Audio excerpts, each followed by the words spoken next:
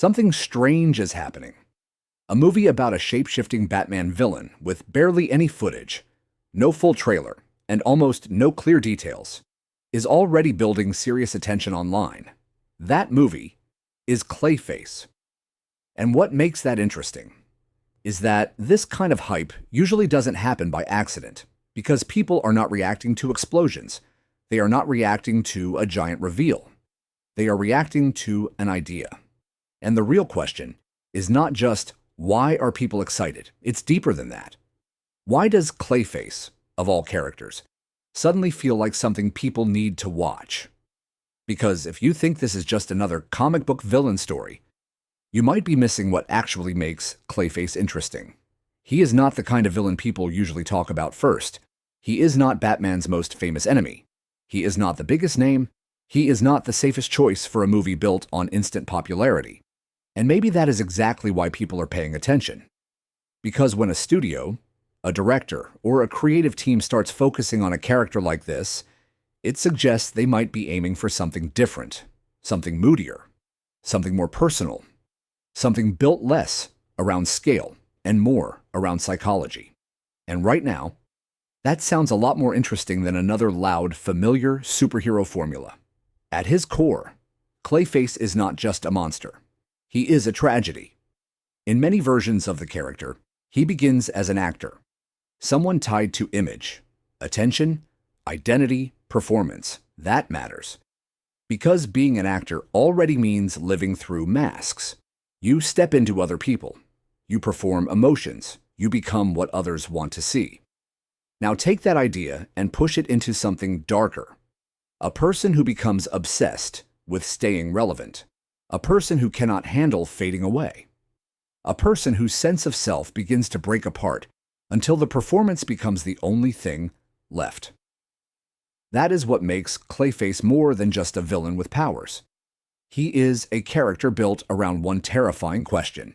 What happens when someone can become anyone, but no longer knows who they are? That is not just visual. That is emotional.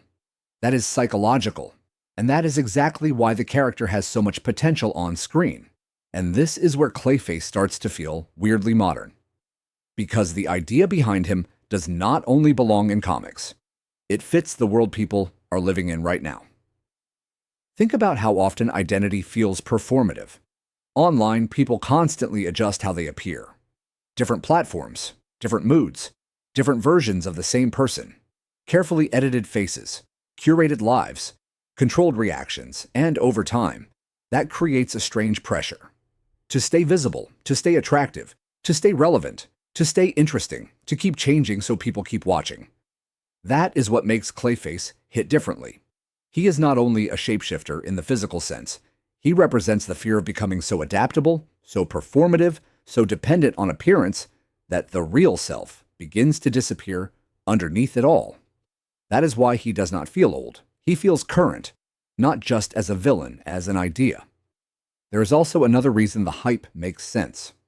People are tired, not of superheroes completely, but of repetition, bigger stakes, bigger destruction, bigger universes, more noise, more setup, more spectacle. And after a while, it starts to blur together.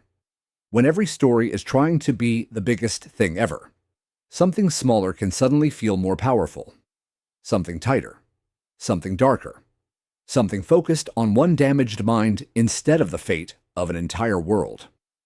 That is where Clayface becomes interesting again. Because this character does not need a giant skybeam. He does not need a multiverse collapse. He does not need an army. He only needs one thing: tension. And if the film understands that, it could stand out simply by feeling more intimate, more uncomfortable, and more human than people expect. What makes the attention even stronger is how little people actually know. There is no overload of information, no complete breakdown, no obvious roadmap, just fragments, hints, possibilities, and the internet loves that, because mystery creates participation. The less a project explains itself, the more people start building theories around it. They start imagining the tone. They start debating the genre. They start asking questions the marketing has not answered yet. Is it horror? Is it psychological? Is it tragic? How much Batman will actually be involved? Will it be grounded or surreal? Will the real focus be the monster or the man becoming one? When people do not have answers, they talk more. And sometimes that creates more hype than a full trailer ever could. And then there is the part of Clayface that makes him perfect for screen tension. He does not just transform, he impersonates. That changes everything. Because the danger is not only what he looks like, it is uncertainty. If he can look like anyone, then trust starts to collapse. Every conversation becomes unstable. Every reveal becomes suspect. Every scene can carry a hidden threat. That is powerful because it creates paranoia, not just action. Who is real? Who is being copied? Who knows the truth? Who is being manipulated? And that kind of fear works differently from a normal villain attack. It is quieter. It gets under your skin. It makes the audience question what they are seeing.